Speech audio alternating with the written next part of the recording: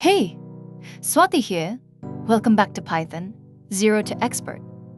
New developers install a package for everything, but Python ships with a huge toolbox already built in, the standard library. Today, let's rate it.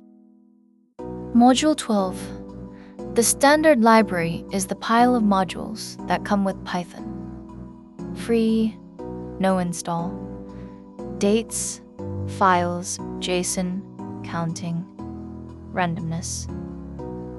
So much is already there.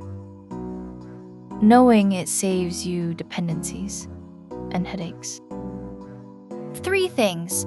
You'll know the modules you'll use almost daily. You'll learn to check the standard library before adding a dependency. And you'll meet a couple of genuine gems that feel like cheating. Here's the everyday toolbox. Pathlib for files and paths. Datetime for dates and times. Collections, which has some brilliant containers.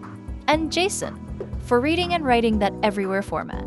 All built in, all one import away. Here's a gem. You want to count how often each thing appears. Counter does it in one line. Hand it the word banana, and out comes a tally. 3 A's, 2 N's, 1 B.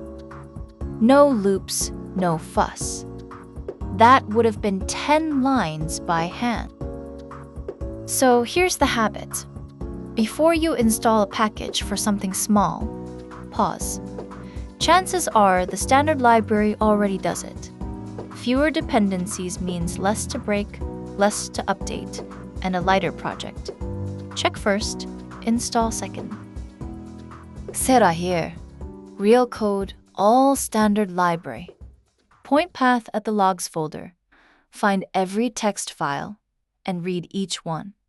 No external packages, no boilerplate.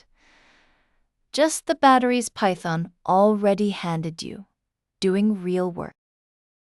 Before you go, keep this short list handy. Pathlib for files and paths. Datetime for dates and times. Collections for the counter, the default dictionary, and the decoy.